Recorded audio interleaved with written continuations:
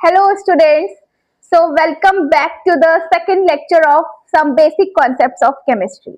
तो बच्चे कल की जो लेक्चर था उसमें काफी सारी चीजें थियोरेटिकल थी बट बहुत सारा कॉन्सेप्चुअल पार्ट था। अगर हम उसको मिस करते तो फिर हमें आगे दिक्कत आती। तो आई होप आपने वो सारा रिवाइज कर लिया होगा। अब हम स्टार्ट कर रहे हैं आज लेक्चर 2। स्टूडेंट्स आज भी थोड़ा कॉन्सेप्चुअल और इम्पोर्टेंट थियोरेटिकल पार्ट है, प्लीज इसको जरूर ध्यान से देखो। फिर स्टूडेंट्स आगे बढ़ते हैं। तो स्टूडेंट सबसे पहले हम जो स्टार्ट कर रहे हैं दैट इज सिग्निफिकेंट फिगर्स। तो क्या होते हैं सिग्निफिकेंट फिगर्स? देखो ये कोई बहुत टफ नहीं है, काफी आसान चीज है आज की क्लास में भी। लेकिन प्रॉब्लम क्या है ना, बच्चों का ये बेसिक ही कमजोर होता है। अब जेई वाला ये नहीं पूछेगा कि क्या होता है सिग्निफिकेंट फिगर, या कोई नंबर देके बताएगा बताओ इसमें सिग्निफिकेंट फिगर बताओ, ऐसा वो कुछ नहीं देगा स्टूडेंट्स। वो क्या बोलता है कि आपको एक बड़ा सा क्वेश्चन देगा, मोर कंसेप्ट से रिलेटेड काफी सारे कॉन्सेप्ट मिक्स करके देगा एंड आपको उसमें बोलेगा कि जो आपका फाइनल आंसर है give your final answer with the two significant figure after the decimal point. तो इस तरीके से हम आके अटक जाते हैं, फिर बोलते हैं मैम हमें सिग्निफिकेंट फिगर एक बार दोबारा बता दो। तो स्टूडेंट्स अभी ध्यान से सुन लो भाई, बेसिक चल रहा है। मैंने आपसे प्रॉमिस किया है कि बिल्कुल बेसिक से कराऊंगी और एडवांस तक कराऊंगी और कुछ भी नहीं छुड़वाऊंगी, सारी चीजें आपको कवर कराऊंगी जीरो टू हीरो सीरीज में। तो आ जाओ मेरे साथ, स्टार्ट करते हैं। तो भाई सबसे पहले सिग्निफिकेंट फिगर्स। बच्चे देखो, सपोज मैंने एक वैल्यू ली है 11.2 ml। तो आप ध्यान रखो कि इसमें जो 11 है ना, जो 11 नंबर है बच्चे, that is my certain number. And इसमें जो पॉइंट के बाद, डेसिमल के बाद जो 2 आ रहा है that is your uncertain number. ठीक है, ये नंबर कैसा है? अनसर्टेन नंबर है ये मेरा। अब ये होता क्या है, देखिए सर्टेन नंबर एक ऐसा नंबर होता है जो कि फिक्स नंबर है कि हाँ ये होता है तो होता है, मतलब 11 तो है। अगर आपने किसी वॉल्यूम को मेजर किया है तो 11.2 आया है, तो उसमें 11 इज कांस्टेंट, फिक्स है। लेकिन जो बाद में 2 है ना वो चेंज है। अब देखिए 11.2 को देखकर आपको क्या चीज समझ जाना चाहिए, मैं आपको इसका ना मीनिंग बताती हूँ। इसका मीनिंग होता है कि 11.2 and plus minus 1, 11.2 and plus minus 1, यानी कि इसका मतलब है कि भाई 11.1 से लेके 11.3 के बीच में ये वैल्यू एग्जिस्ट कर रही है। अगर यहाँ पे 11.2 लिखा है, यानी इस तरीके का स्टूडेंट्स अगर कोई भी नंबर लिखा हुआ है तो आप मान के चलो कि उसमें डेसिमल के बाद प्लस माइनस 1 हम कर ही लेते हैं। डेसिमल के बाद प्लस माइनस 1 हम कर ही लेते हैं। ठीक है, चलो मैं ना आपको एक्चुअली ये ज्यादा इतना थ्योरेटिकल नहीं है कि मैं आपको बहुत सारा कुछ समझाऊंगी। मैं सिर्फ आपको ना क्वेश्चन के थ्रू, कुछ नंबर्स के थ्रू सिग्निफिकेंट फिगर को समझाने का ट्राई करती हूँ। आप ध्यान से सुनना।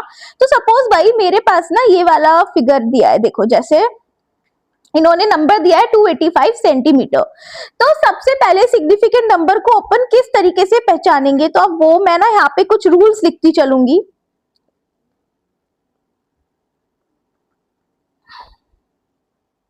ठीक है, तो बस आप वो रूल्स मेरे साथ पढ़ो, ध्यान से सुनना।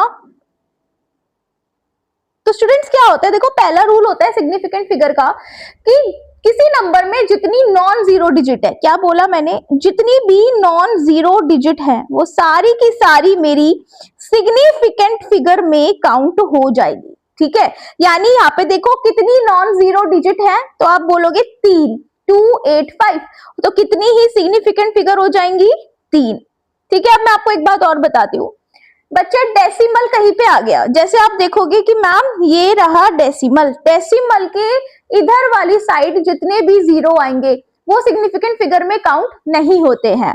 तो भाई एक्चुअली आप ऐसे समझो, मैं आपको और आसान तरीके से समझाती हूँ। जैसे आप इस वाले नंबर में देखो, इस वाले में आप कहोगे मैम देखो 3 is a non zero number, तो जो 3 है नॉन जीरो के पास जितने भी नॉन जीरो के इधर साइड जितने भी जीरो आएंगे वो सारे के सारे सिग्निफिकेंट फिगर में काउंट नहीं होंगे। तो टोटल सिग्निफिकेंट फिगर कितनी है? सिर्फ 1। अब नंबर आता है 2.005। तो स्टूडेंट्स यहाँ पे क्या होता है कि दो नॉन जीरो डिजिट के बीच में आप जो जीरो होती है अब वो सिग्निफिकेंट फिगर में काउंट होगी। तो भाई इस बार 2 भी, ये दोनों जीरो और ये 5, चारों के चारों सिग्निफिकेंट फिगर में काउंट होंगे। मैं आपको इन एक ये क्वेश्चंस के थ्रू मैं आपको सिग्निफिकेंट फिगर के रूल समझा रही हूँ। देन आता है भाई, इधर आते हैं, देखो क्या लिखा है 0.200। तो भाई यहाँ पे क्या होगा कि पॉइंट से पहले या फिर ऐसे समझो कि नॉन जीरो डिजिट से पहले नॉन जीरो डिजिट से पहले जितने जीरो है वो सिग्निफिकेंट फिगर में काउंट नहीं होंगे। लेकिन अगर पॉइंट लगा है और पॉइंट के बाद जीरो है तो ये सारे के सारे सिग्निफिकेंट फिगर में काउंट हो जाएंगे। तो आपके टोटल सिग्निफिकेंट फिगर कितने हो गए यहाँ पे 3। इसी तरीके से स्टूडेंट्स अगर 100 में बोले कि बताओ कितने सिग्निफिकेंट फिगर हैं तो 100, तो भैया यहाँ पे हम क्योंकि पॉइंट नहीं लगा तो इन जीरो को काउंट नहीं करते सिग्निफिकेंट फिगर में, तो कितनी सिग्निफिकेंट फिगर है सिर्फ 1। अब आ गया 100 पॉइंट, देखो पॉइंट लग गया तो अब ये दोनों जीरो सिग्निफिकेंट फिगर में काउंट होंगे और 1 तो नॉन जीरो हुई है ही, वो तो काउंट हो गई। तो कितनी सिग्निफिकेंट फिगर हो गए 3। अब देखो पॉइंट के बाद जीरो लग गया है ना, तो और पॉइंट तो भैया इस चारों के चारों सिग्निफिकेंट फिगर में काउंट हो जाएंगे। अब ध्यान से सुनना, अब उसने बोले लिख कर आ जाए 10 की पावर में कुछ चला जाए, देखो 10 की पावर -3 हो गया, 10 की पावर 2 हो गया है इधर, तो भाई इसको भूल जाओ। और यहाँ पे देखो कि 4.01 में कितनी सिग्निफिकेंट फिगर है 3 और 8.256 में कितनी सिग्निफिकेंट फिगर है 4।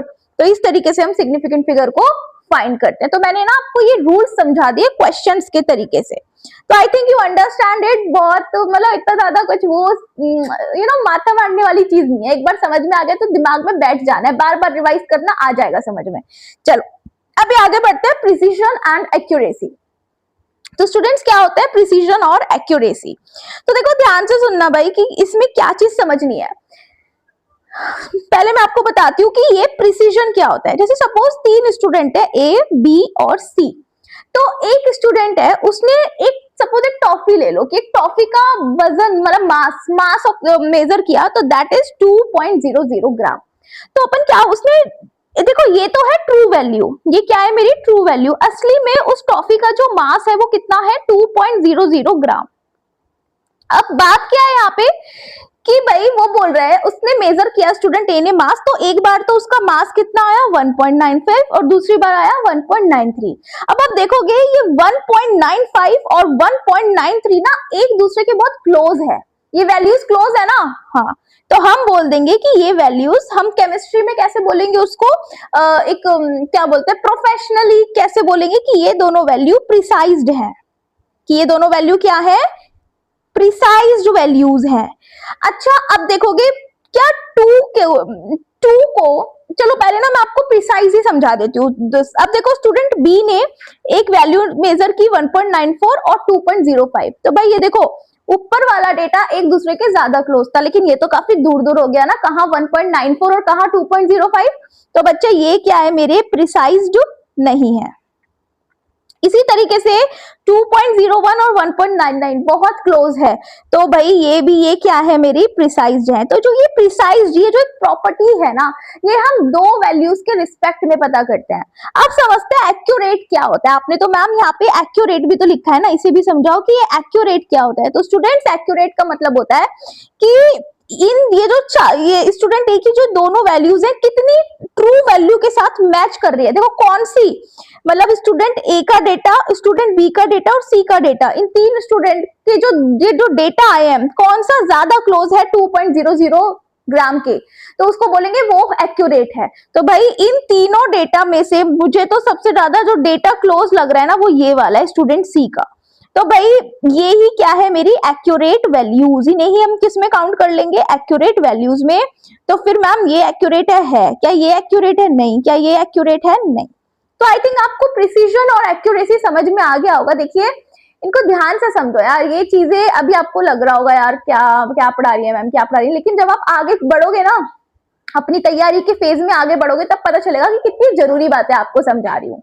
ठीक है चलो अभी आगे बढ़ते हैं। राउंडिंग ऑफ, तो भाई ये भी सीखो, राउंडिंग ऑफ ये आना चाहिए। और ये तो मेरे ख्याल से मतलब हम काफी पहले मैथ्स में भी हम इसको डिस्कस कर लिए होते हैं, बट मैं एक छोटा सा रिवीजन दे देती हूँ यहाँ पे, क्योंकि मैंने आपसे वादा किया कि मैं वो कुछ भी नहीं छुड़वाऊंगी, सारी चीजें कवर कराऊंगी, छोटी से छोटी टफ से टफ। तो स्टूडेंट्स वी हैव 1.386। अब जेई में क्या बोलता है वो ना बहुत बड़े बड़े क्वेश्चन दे देता है आपको करके, और बोलता है कि भाई इस क्वेश्चन को ना आप इसका जो फाइनल आंसर दोगे ना वो डेसिमल के बाद 2 डिजिट तक राउंड ऑफ करके दो। तो बताओ, बच्चों को पूरा कॉन्सेप्ट उसने लगाया, पूरा सॉल्व किया, मैथमेटिकली सॉल्यूशन किया, पूरा समझा वो चैप्टर, लास्ट में आके राउंड ऑफ ना आने के कारण वो सवाल गलत हो गया। तो ये तो बस गंदी सी बात हो गई ना। तो प्लीज राउंड ऑफ ठीक से समझ लो। लास्ट डिजिट देखो, लास्ट डिजिट को जब आप देखोगे क्या है लास्ट डिजिट 6, अगर ये 5 से ज्यादा है तो जो इसके जस्ट अंदर वाली डिजिट है उसमें +1 कर दो, यानी कि 8 क्या बन जाएगा 9। तो योर आंसर विल बी 1.39। तो ये कर दिया राउंड ऑफ। अब बात करते हैं अगर लास्ट वाली डिजिट 5 से कम है तो भैया इसको इग्नोर करके जो अंदर वाली डिजिट है उसको एज इट इज लिख दो, कुछ प्लस मत करना या कुछ माइनस मत करना। तो आंसर इज 4.33। था ना सिंपल, बोल रही हो ना सिंपल है। तो ध्यान से सुन लो यार, क्यों इन छोटी छोटी चीजों की वजह से हम अपने मार्क्स कटवाएं। फिर आ जाता है देखो, अब ये आ जाता है 6.35 और 6.25। देखो लास्ट वाला मैम, अब तो आप पहले आप बोला था 5 से ज्यादा या 5 से कम, अब तो एग्जैक्ट 5 है। अब क्या करें, अगर एग्जैक्ट 5 है तो भाई 5 के जस्ट अंदर वाला नंबर बच्चे अगर इवन है, क्या है अगर इवन है तो उसको एज इट इज लिख दो राउंड ऑफ करके 6.2। लेकिन स्टूडेंट्स उसके अंदर वाला नंबर अगर ऑड है तो उसको क्या लिख दो, +1 कर दो, यानी 6.4। तो ये है सारी कहानी किसकी, राउंड ऑफ की। आई थिंक समझ में आ गया होगा, कुछ भी ऐसा डिफिकल्ट नहीं पढ़ा रही हूँ, बहुत बेसिक चीज पढ़ा रही हूँ। चलो अभी आगे बढ़ो। अब आ जाता है addition and subtraction of SF. SF means significant figure, और यहाँ पे multiplication and division of SF.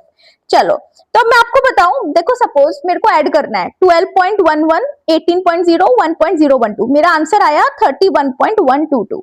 अब स्टूडेंट अगर हम क्वेश्चन बोलता है कि सिग्निफिकेंट फिगर को इंक्लूड करके आंसर दो, तो कैसे ऐड और कैसे सब्ट्रैक्ट करना होता है वो समझो। तो भाई इसमें देखो कि डेसिमल के बाद यहाँ पे कितनी डिजिट है, 2, यहाँ पे 1, यहाँ पे 3, तो सबसे कम कितनी है 1। तो आंसर में भी डेसिमल के बाद 1 डिजिट आना चाहिए। यानी कि मैम जो मेरा ये फाइनल आंसर आया है ना, इसमें आप क्या कर दो, इसको 1 डिजिट तक राउंड ऑफ करके लिखो। तो भाई देखो 1 डिजिट तक राउंड ऑफ करेंगे तो 31.1 मेरा आंसर आएगा। इसी तरीके से भाई सब्ट्रैक्शन भी होगा, फाइनल आंसर को डेसिमल के बाद 1 डिजिट तक लिखो। उसके बाद बात करते हैं मल्टीप्लीकेशन एंड डिवीजन ऑफ इसका सिग्निफिकेंट फिगर। तो स्टूडेंट जब आप 2.5 को 1.25 से मल्टीप्लाई करोगे तो क्या आएगा, एक बार करके देखना।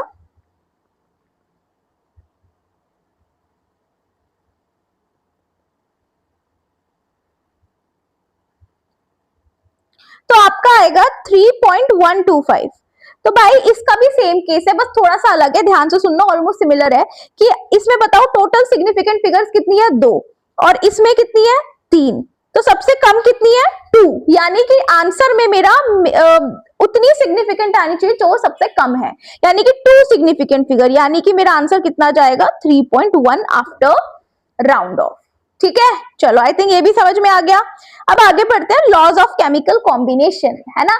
चलो तो ये लॉज फटाफट कोई नहीं पूछेगा आपसे, बट भाई एनसीईआरटी ने दिया, कोई भरोसा नहीं है कब कहां से क्या उठ के आ जाए, ये भी मैं फटाफट करा देती हूँ। तो लॉज ऑफ केमिकल कॉम्बिनेशन में पहला लॉ है law of conservation of mass. तो स्टूडेंट्स मैं आपको ना एक एग्जांपल से इसको समझाती हूँ। जैसे सपोज मैंने ना मीथेन का क्या कराया है, कंबशन कराया है, और मेरे को मिला कार्बन डाइऑक्साइड प्लस H2O। ये रिएक्शन कैसे लिख दी मैम आपने, बच्चे जब भी आप परेशान मत हो, अभी तो ये भी आगे हम सब सीखेंगे, बस अभी रिएक्शन पे फोकस करो, कैसे आया इससे अभी कुछ मतलब नहीं है, ये आप सीख जाओगे धीरे धीरे। देखो भाई एक बात बताओ, जितने एटम्स इधर हैं अगर उतने ही एटम इधर हुए तो मैं क्या बोल दूं, अगर जितने एटम इधर हैं उतने ही इधर भी हुए तो क्या मास बराबर हो जाएगा रिएक्टेंट और प्रोडक्ट का। मास ऑफ रिएक्टेंट बराबर हो जाएगा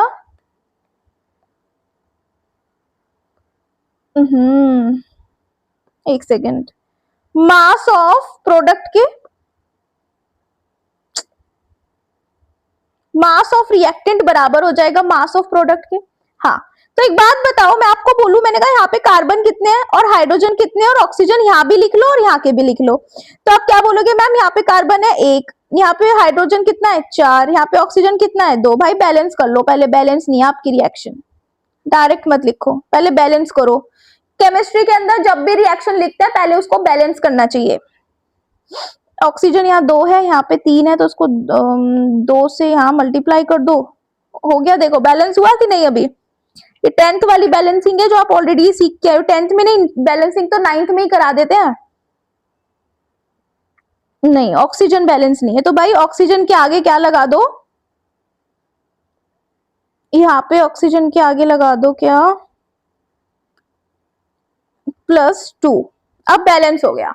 तो अब मैं कहूं आपको, मैंने कहा reactant side carbon hydrogen oxygen लिखो यहाँ पे, और प्रोडक्ट साइड भी लिखो। तो चलो पहले रिएक्टेंट साइड में कार्बन कितना है 1, हाइड्रोजन कितना है 4, ऑक्सीजन कितना है 4। प्रोडक्ट साइड में कार्बन 1, हाइड्रोजन 4, ऑक्सीजन 4। तो एक बात बताओ, अगर रिएक्टेंट में एटम्स का नंबर सेम है, प्रोडक्ट्स में भी सेम है, तो फिर क्या मास भी सेम होगा? यानी कि स्टूडेंट्स ये कहता है कि जो मैटर है ना तो आप उसको क्रिएट कर सकते हो, ना ही आप उसको बना सकते हो, मैटर हमेशा कंजर्व रहता है। तो students this is my law of chemical combination. अब आगे बढ़ते हैं। तो now we have law of definite proportion. अब ये लॉ क्या कहता है डेफिनेट प्रोपोर्शन का, कि जब आप कंपाउंड के अंदर एलिमेंट्स प्रेजेंट होते हैं, वो फिक्स्ड रेशियो बाय मास में प्रेजेंट होते हैं। मतलब कि elements of a compound are present in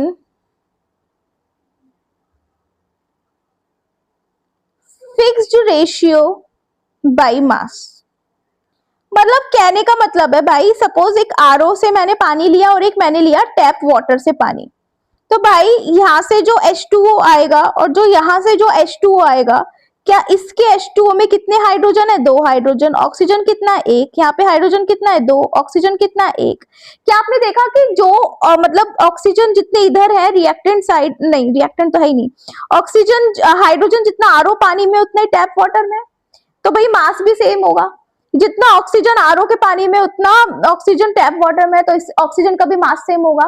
तो भाई ये वही तो बोल रहा है कि किसी कंपाउंड के अंदर जो एलिमेंट्स प्रेजेंट है वो फिक्स्ड रेशियो में है अपने मास के। इधर भी वाटर का मास 18U है, एक मॉलिक्यूल ऑफ वाटर का, उधर भी एक मॉलिक्यूल ऑफ वाटर का कितना है 18U।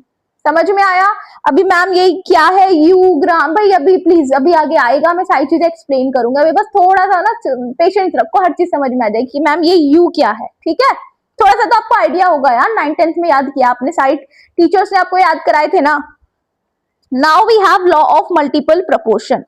भाई मल्टीपल प्रोपोर्शन क्या है मैम? स्टूडेंट ध्यान से सुनना कि सपोज मैंने हाइड्रोजन लिया और मैंने ऑक्सीजन लिया, एक बार मैंने हाइड्रोजन ऑक्सीजन लेके H2O बनाया, और एक बार मैंने हाइड्रोजन और ऑक्सीजन लेके H2O2 बनाया। तो एक बात बताओ, अगर यहाँ पे एक ऑक्सीजन है तो यहाँ पे एक ही लिया होगा, यहाँ पे 2 ऑक्सीजन है तो यहाँ पे O2 लिया होगा। अच्छा ये बोलता है कि जब आप दो एलिमेंट्स से, जब क्या बोल रहा है, जब आप कोई कंपाउंड बना रहे हो, ये 2 कंपाउंड आपने बनाए हैं 2 टाइप के एलिमेंट से, एक बार आपने क्या किया, हाइड्रोजन तो हमेशा H2 की प्रेजेंस में वो फिक्स ही रहा होगा, आपने एक एलिमेंट को फिक्स कर दिया और आपने दूसरे जो एलिमेंट है उसको बदला, दूसरे एलिमेंट को बदला। भाई एक बार ऑक्सीजन लिया, एक बार O2 लिया, भाई एलिमेंट तो सेम है, बस एक बार ऑक्सीजन लिया, एक बार O2 लिया। तो जब आप इस एलिमेंट का मास रखोगे ना, यानी ऑक्सीजन का मास कितना है बताओ, इसका 16 ग्राम, इसका कितना है 32 ग्राम। जब आप इसका रेशियो निकालोगे यानी 16/32 करोगे तो वो रेशियो कितना आ रहा है 1/2। ये जो रेशियो है ये कैसा आया है, सिंपल होल नंबर रेशियो आता है। S से सिंपल, W से होल, N से number, simple whole number ratio आता है। ठीक है, तो यही कहा था लॉ ऑफ मल्टीपल प्रोपोर्शन ने। एक बार मैं फिर से रिवाइज करवा देती हूँ आपको। ये बोलता है कि जब आप कोई कंपाउंड बना रहे हो अलग टाइप का, लेकिन एलिमेंट सेम लिए आपने, हाइड्रोजन ऑक्सीजन, हाइड्रोजन ऑक्सीजन, आपने एलिमेंट सेम लिया है और आपने एक कंपाउंड को फिक्स कर दिया, इसको आपने फिक्स कर दिया, एक एलिमेंट को फिक्स कर दिया, नॉट कंपाउंड। और तो उस समय पे जो आपने दूसरा एलिमेंट लिया है, तो भाई उसका जो आप मास का रेशियो निकालोगे, यहाँ पे तो आपने ऑक्सीजन लिया है ना, देखो ये तो ऑक्सीजन है, तो इसका जो मास आ रहा है दैट इज 16 ग्राम। और एक बार आपने क्या लिया, O2 लिया, तो इसका जो मास आया स्टूडेंट्स वो क्या आया 32 ग्राम। तो भाई जब आप इसका रेशियो निकालोगे तो रेशियो क्या आएगा, simple whole number ratio. I think समझ में आ गया होगा सबको। अब तो चलो आगे बढ़ते हैं। नाउ बच्चे वी हैव गे-लुसाक्स लॉ। गे-लुसाक्स लॉ बड़ा सिंपल सा नॉर्मल सा लॉ है। वो कहता है कि अगर आप हाइड्रोजन ले रहे हो और ऑक्सीजन ले रहे हो और इनको मिला के पानी बना रहे हो, तो भाई हाइड्रोजन भी नो, हाइड्रोजन गैस की फॉर्म में प्रेजेंट होता है, ऑक्सीजन भी एक गैस की फॉर्म में प्रेजेंट होता है। सपोज आपने हाइड्रोजन का जो वॉल्यूम लिया है बच्चे दैट इज 100 ml और ऑक्सीजन का लिया है 50 ml, तो जब आप ये बोलता है कि जब आप रिएक्शन कराते हो तो उसमें जब दो गैसेस रिएक्ट करती हैं आपस में, कौन सी दो गैस, देखो ये दो गैसेस आपस में रिएक्ट कर रही हैं, तो वो रिएक्ट करती है अपने वॉल्यूम के सिंपल होल नंबर रेशियो में। कैसे, ये देखो वॉल्यूम का रेशियो निकालो, क्या आएगा 100/50, तो कैसा रेशियो आया है 1/2। तो स्टूडेंट्स क्या ये आपको सिंपल होल नंबर रेशियो लग रहा है, अभी ऊपर समझाया था ना सिंपल होल नंबर रेशियो, ठीक है। ये है आपका क्या, गे-लुसाक्स लॉ, ये भी बड़ा सिंपल सा लॉ है। अब स्टूडेंट्स लास्ट लॉ आता है that is your Avogadro law. बड़ा प्यारा लॉ है भाई। ये कहता है कि आपने ना एक बीकर लिया है, ये देखो पूरा का पूरा आपका क्या है, ये एक बीकर है। इसके अंदर बच्चे आपने दो टाइप की गैस ली है, एक तो ब्लू वाली ये वाली, और एक लिए क्या आपने ऑरेंज वाली गैस।